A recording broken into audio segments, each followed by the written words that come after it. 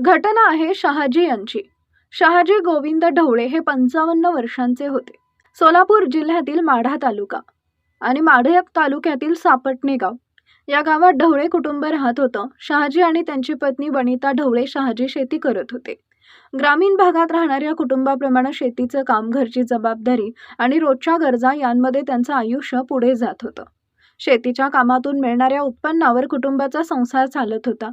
सकाळ झालं की शेतीची कामं, दिवसभराची धावपळ आणि पुन्हा संध्याकाळी घराकडे परतणं, आयुष्याचा हा नेहमीचा क्रम सुरू होता. बाहेरून पाहिलं तर हे एक सर्वसामान्य शेतकरी कुटुंब दिसत होतं. रोजच्या जगण्यात ज्या अडचणी येतात त्या अडचणींशी सामना करत कष्ट करून संसार पुढे नेण्याचा प्रयत्न सुरू होता. पण प्रत्येक घराची एक गोष्ट बाहेरच्या जगाला दिसत नसते. घराच्या चार भिंतींच्या आत काय सुरू आहे हे अनेकदा फक्त त्या घरातील माणसांनाच माहीत असतं. शहाजी आणि वनिता यांच्या आयुष्यातही असंच काहीतरी घडत होतं. कारण 6 जूनच्या त्या रात्री जे घडलं ते अचानक घडलेलं नव्हतं. शहाजी यांच्या त्या रात्री मृत्यूनंतर पोलिसांसमोर सुरुवातीला जी माहिती आली ती पूर्णपणे वेगळ्या दिशेनं घेऊन जाणारी होती. पोलिसांना सुरुवातीला असं वाटत होतं की हा हल्ला आहे घराबाहेरील वादातून झाला असावा, कारण शहाजी यांचा काही व्यक्तींशी जमिनीचा आणि रस्त्याचा वाद असल्याची माहिती पोलिसांना मिळाली होती. शहाजी यांच्या मृत्यूपूर्व जबाबात संतोष आणि नरसिंह यांची नावं आल्याचं वृत्त आहे.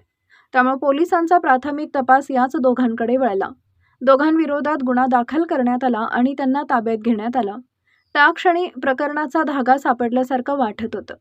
जमिनीचा वाद, आधीचे मतभेद आणि त्यानंतर झालेला हल्ला या सगळ्या गोष्टी एकमेकांशी जोडल्या जात असल्याचं दिसत होतं.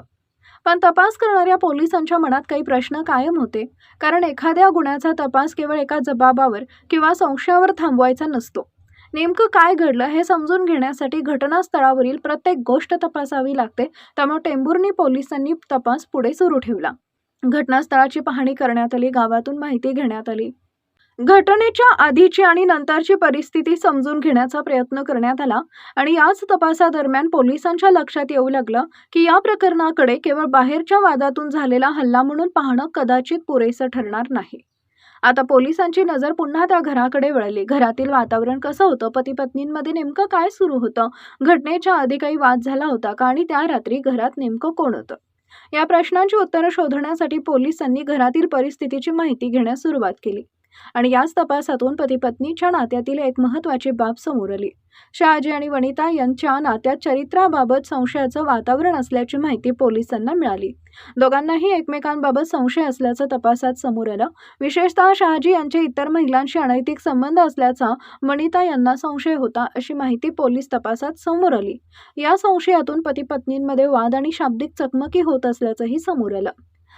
पण एवढ्यावरच हा विषय थांबत नव्हता. कारण आता पोलिसांसमोर एक मोठा प्रश्न उभा राहिला होता. घरात आधीपासून तणाव होता, पती-पत्नींमध्ये संशय होता, पण या तणावाचा 6 जूनच्या रात्री घडलेल्या हल्ल्याशी नेमका संबंध काय? हा संबंध शोधण्यासाठी पोलिसांनी वनिता ढवळे यांची चौकशी सुरू केली. चौकशी दरम्यान त्या घटनेबाबत वेगळी माहिती सांगत असल्याचं तपासात समोर आलं. पोलिसांनी त्यांच्या सांगण्यातील प्रत्येक गोष्ट घटनास्थळावरील माहितीशी पडताळून पाहण्यास सुरुवात केली आणि इथून या प्रकरणातील सस्पेन्स आणखी वाढत गेला. कारण पोलिसांना हळूहळू त्या रात्रीच्या घटनाक्रमाबाबत काही महत्त्वाची माहिती मिळू लागली. शहाजी घरात झोपलेले असताना पाणी गरम करण्यात आलं होतं आणि त्या पाण्यात मसाला टाकल्याचंही वृत्तांतात नमूद आहे. त्यानंतर ते गरम द्रव शहाजी यांच्या अंगावर ओतण्यात आल्याची माहिती तपासातून समोर आली आहे. मात्र प्रश्न अजूनही तसाच आहे, हे नेमकं कुणी केलं? कारण सुरुवातीला पोलिसांसमोर बाहेरच्या व्यक्तींची नावं होती, पण आता तपास घरातील परिस्थितीकडे वळला होता आणि त्याचवेळी घटनेनंतर सांगण्यात आलेली एक गोष्टही पोलिसांच्या तपासाचा महत्त्वाचा भाग बनली.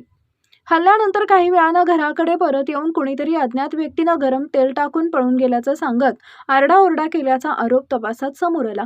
म्हणजेच पोलिसांसमोर आता आणखी एक प्रश्न होता. जर बाहेरचा कोणी व्यक्ती हल्ला करून पळून गेला असेल तर त्याचा ठोस मागमूग कुठं आहे? आणि जर तसा हल्लेखोरच नसेल तर मग ही कहाणी का सांगितली गेली? तपास अधिक खोलवर जाऊ लागला. पोलिसांनी घटनास्थळाची पुन्हा पाहणी केली, गावातून माहिती घेतली, उपलब्ध माहिती एकत्र केली, पती-पत्नीमधील नात्यांचा तपास केला आणि सगळ्या माहितीची सांगड त्या रात्रीच्या घटनाक्रमाशी घालण्याचा प्रयत्न केला. याच दरम्यान आणखी एक बाब समोर आली. शहाजी यांनी पत्नीला गरम तेल टाकण्याची धमकी दिल्याचंही पोलीस तपासात समोर आल्याचं वृत्त आहे. पतीचा इतर महिलांशी संबंध असल्याचा संशय आणि त्यातून निर्माण झालेला कौटुंबिक तणाव या दोन्ही बाजू तपासल्या गेल्या. मात्र पोलिसांना अजूनही खात्री करायची होती की त्या रात्री प्रत्यक्षात काय घडलं. चौकशी सुरूच होती आणि अखेर 4 दिवसांच्या तपासानंतर पोलिसांच्या हाती या प्रकरणातील महत्त्वाचा धागा लागला. सुरुवातीला ज्या 2 व्यक्तींवर संशय घेतला गेला होता त्या दिशेचा तपास आता बदलला होता. पोलिसांच्या तपासाची दिशा आता एका अशा व्यक्तीकडे पोहोचली ज्या संपूर्ण घटनेपासून दूर नव्हती तर अगदी जवळ होती आणि ती व्यक्ती होती वनिता ढवळे. पोलीस तपासानुसार वनिता यांनीच शहाजी घरात झोपलेले असताना पाणी गरम करून त्यात मसाला टाकला आणि ते गरम द्रव त्यांच्या अंगावर ओतल्याचं समोर आलं. ते गंभीररित्या भाजलेल्या शहाजी यांचा पुढे मृत्यू झाला. त्यानंतर अज्ञात व्यक्तीनं हल्ला केल्याचा बनाव केल्याचा आरोप तपासात समोर आला. पण आता प्रश्न होता, हे सगळं करण्यामागे कारण काय होतं? पोलीस तपासानुसार शहाजी यांचे इतर महिलांशी अनैतिक संबंध असल्याचा वनिता यांना दाट संशय होता आणि या संशयातून पती-पत्नीमध्ये वाद आणि शाब्दिक चकमकी होत असल्याचं समोर आलं. याच संशयातून हे कृत्य केल्याची कबुली वनिता यांनी दिल्याचं वृत्त आहे. म्हणजे सुरुवातीला ज्या प्रकरणाकडे जमिनीच्या वादातून झालेला हल्ला म्हणून पाहिलं जात होतं त्याचा तपास पुढे घरातील तणावापर्यंत पोहोचला आणि अखेर पोलिसांच्या तपासानुसार या प्रकरणात शहाजी यांच्या पत्नीवरच पतीच्या हत्येचा आरोप आला. टेंभुर्णी पोलिसांनी 4च दिवसात या प्रकरणाचा छडा लावल्याचं वृत्त आहे. वनिता ढवळे यांना अटक करण्यात आली. माढा न्यायालयानं त्यांना 15 जूनपर्यंत पोलीस कोठडी सुनावली होती. या प्रकरणात आणखी कोण साक्षीदार आहे का याची शक्यताही पोलिसांनी तपासात ठेवली होती. पुढील तपास सुरू असल्याचं सांगण्यात येत आहे. सापटणे गावातील ही घटना सुरुवातीला एका वेगळ्याच दिशेनं जाताना दिसली होती. जमिनीचा वाद, 2 संशयित आणि मध्यरात्री झालेला हल्ला. पण तपास जसं पुढे गेला तसं या प्रकरणातील धागे घराच्या आत पोहोचत गेले आणि अखेर पोलिसांच्या तपासानुसार पतीच्या अनैतिक संबंधाच्या संशयातून पत्नी वनिता ढवळे यांनी टोकाचं पाऊल उचलल्याचं समोर आलं. एका घरात निर्माण झालेला संशय, त्यातून वाढलेला तणाव आणि त्यानंतर 6 जूनच्या मध्यरात्री घडलेली ती घटना यामुळे 55 वर्षीय शहाजी गोविंद ढवळे यांचा जीव गेला. सुरुवातीला तपासाची दिशा वेगळी होती, पण 4 दिवसांच्या तपासानंतर पोलिसांनी या प्रकरणाचा वेगळाच उलगडा केल्याचं समोर आलंय.